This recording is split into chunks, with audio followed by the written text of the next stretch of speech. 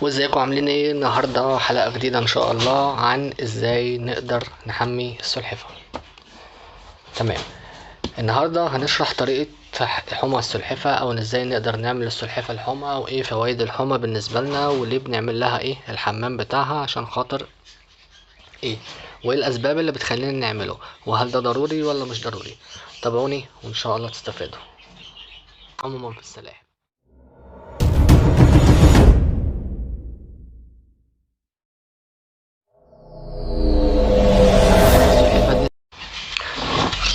تمام. هنبتدي النهارده نحمي السلاحف. طيب، اول حاجه بنحتاجها ايه في الحمى او بنستخدم ايه؟ هنجيب اول حاجه نطلع السلحفتين ونجيب الادوات.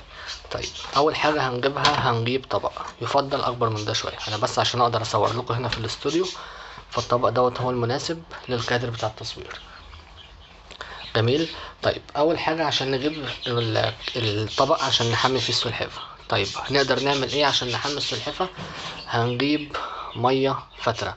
هي الميه دي مش سخنه ولا هي بارده، هي ميه دافيه وخفيفه. جميل. هنبتدي ندلق شويه كده وهنبتدي نجيب السلحفه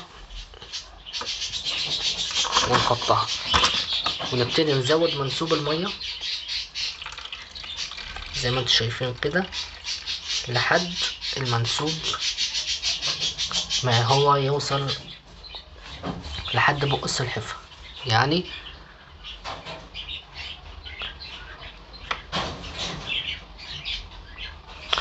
جميل. بصوا، هي فرصة اوريكم السلحفة بتعمل ايه. الناس اللي بتقول السلاحف ما بتشربش، بصوا، دي اول حاجة في الموضوع. السلحفة بتشرب. الناس اللي بتقول ان السلحفة ما بتشربش، لا، السلحفة بتشرب.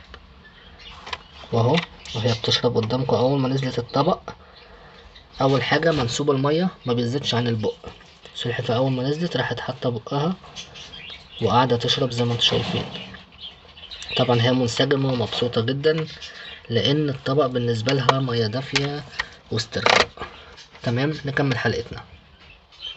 جميل. طيب، هنحط المية للمنسوب اللي ما يخليش المية تعدي بق السلحفة زي ما احنا شوفنا كده دلوقتي، المنسوب بتاع المية ما يعديش. جميل. تمام. طيب، هنستخدم ايه في الحمى وهنعمل ايه؟ هو الطبق بيبقى المية ما بتعديش المنسوب بتاعه، وبناخد مية عادي كده ونبتدي ندلك الصدفة. الطبق طبعا بيبقى اكبر من ده شوية، بس احنا قلنا في الاول عشان خاطر نقدر نصور الحلقة. حلو. تمام. السلحفة بتقعد في الطبق المية. بنحتاج ايه معاها؟ بنحتاج فرشة اسنان، بس دي تبقى ناعمة. وبنبتدي نبل الفرشة ونبتدي ندلك الصدفة كده اهو بطريقة ايه، دائرية وبالراحة اهو. ونبتدي ندلك صدفة السلحفة زي ما انتوا شايفين اهو. طيب، واحنا بنحمي السلحفة كده نبتدي نتكلم شوية عن الموضوع. طيب، بنحمي السلاحف ليه وايه الفايدة من حمى السلاحف؟ في لا قدر الله في بعض الاوقات ان السلحفة بتبقى محتاجة مثلا يعني حاجة تعمل لها ليونة او استرخاء زي ما انتوا شايفين، تبقى في المية. بتبتدي السلحفة تسترخي فيها وتبقى المية دافية كده بالنسبة لها ومفيدة. طيب، بتبتدي تفك الأعضاء بتاعتها كده أو تبقى حاسة إن هي مسترخية زي ما بنخش مثلا ناخد شاور أو نقعد في إيه في البانيو، ونبتدي ندلك الصدر. طيب، في بعض الأوقات بنلجأ إن احنا نعمل حمام المية الدافي أو هو مهم. طيب ليه؟ لأن احنا السلاحف ساعات في بعض الأوقات بتبقى مثلا مشتري سلحفة وبتحس إن السلحفة دي ما بتعملش مثلا تويلت، وشايف إن الموضوع معاك في حاجة غلط. فبنعمل حل اللي هو ايه، نعرف ان السلحفة دي مثلا هل هي محتاجة يعني مثلا تعمل تويلت وهل هي مش قادرة، فاحنا بنساعدها. هنساعدها ازاي؟ عن طريق ايه؟ الحمام المية الدافي. طيب، احنا بنساعدها عن طريق الحمام المية الدافي بان هي تبتدي لما تقعد فيه الجسم بتاعها بيبتدي يسترخي، بتبتدي مثلا لو لا قدر الله عندها امساك بتبتدي ايه الموضوع يبقى ابسط شوية او اسهل شوية. دي من الحالات اللي هي لما السلحفاة بيبقى عندها امساك بنبتدي نحطها في المية عشان خاطر الموضوع يبقى بسيط. واغلب السلاحف لما بتتحط في المية بتلاقيها عملت تويلت وبتبقى الموضوع بالنسبة لها راحة. طيب، الحالة التانية هو ان احنا بننضف الصدفة زي ما انتوا شفتوا كده، نبتدي ندلك الصدفة بتاعتها ونبتدي ننضفها لها. بيبقى في بعض الايه، يعني السلحفة الصدفة دي هي عبارة عن مسام. طيب السلحفة ما ينفعش احمل السلحفة ولا بشامبو ولا احط لها اي مواد. طيب لو انا عايز مثلا اخلي ريحة السلحفة كويسة واحط لها حاجة تفيدها، احط ايه؟ احط ورق نعناع اخضر بحطه في قلب المية، بيخلي الموضوع بيبقى فريش كده ومفيد ومفيش اي ضرر منه خالص. حلو قوي.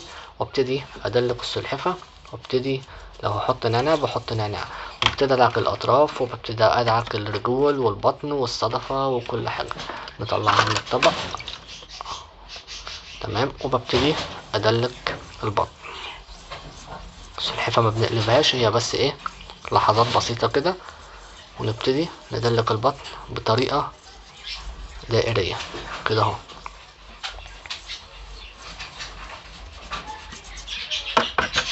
بص الوساخة اللي طلعت مطرح الطينة ومطرح البهدلة اللي هي بتبقى دايما ايه، الحتة دي اللي هي دايما اقرب حاجة للارض. نبتدي ندلق الرجول وندعك من بين الرجول والايدين والدراعات، وممكن الراس كمان لو احنا حبينا ننضفها بالراحة. ممكن لو مش عايزين الراس بالفرشة نبتدي بالايد ندلق لها ونمسح لها عينيها ووشها وننضف لها كل ايه حاجة فيها. حلو قوي كده. السلحفة بالنسبة لنا خلصت الشاور بتاعها بعد ما قعدت فيه شوية. طيب بعد ما بنخلص كده بنبتدي ان احنا لازم بعد ما بنخلص بننشف السلحفة. هنشفها كده معاكم وارجع لكم. ورجعت لكم تاني بعد ما نشفناها. زي ما انتم شايفين كده الصدفة بدأت تلمع وبقت نظيفة، والبطن كمان بقت زي الفل. كانت الاول ده كله عليها طينة مطرح ايه ما هي كانت قاعدة في البيت بتاعها، وكان مطرح طبعا التويلت والبهدلة بتاعتها.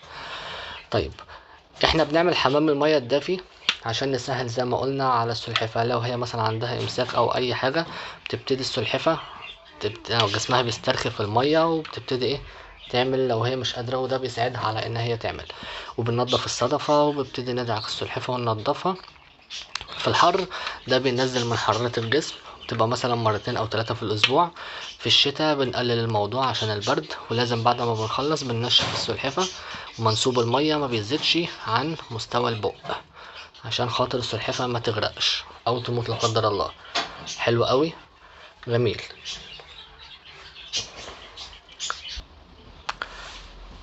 تمام. ورجعت لكم تاني على طول. دلوقتي السلحفة بعد ما بتستحمى بنبتدي نرجعها البيت بتاعها، وبنبتدي نقدر نقدم لها الاكل، ونبتدي ايه خلاص تبتدي يومها عادي خالص، وتبقى ايه يومها يعني يومها جميل. وبتبقى حاسه السلحفه حتى بانتعاش وبتبقى فايقه كده، وبتحس السلحفه ان هي ايه زي انها مبسوطه.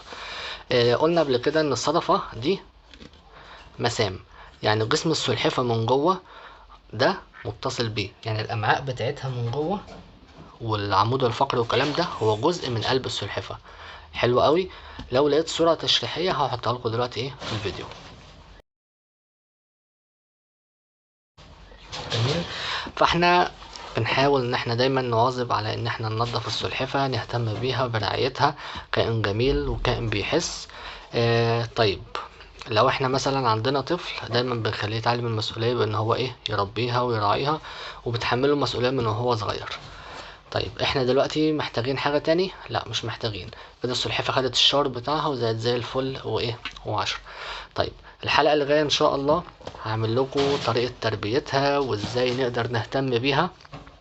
ولو انت محتاج تجيب سلحفة هتعمل ايه، كنت شرحت لكم برضو في فيديو ازاي نعرف السلحفة وازاي نفرق بينها، وازاي نعرف نفرق بين الذكر والانثى، وازاي نقدر نشتري سلحفة نظيفة سليمة من اي مكان واحنا مطمنين، وايه اللي انا بعمله وقت الشراء. لو اتفشرتش الفيديو دوت تقدر تتفرج عليه. حلو قوي. وان شاء الله تكونوا اتبسطتوا. حلقة بسيطة وخفيفة، وبإذن الله دايما في استمرار وبدعمكم لينا ان شاء الله. والسلام عليكم ورحمة الله وبركاته.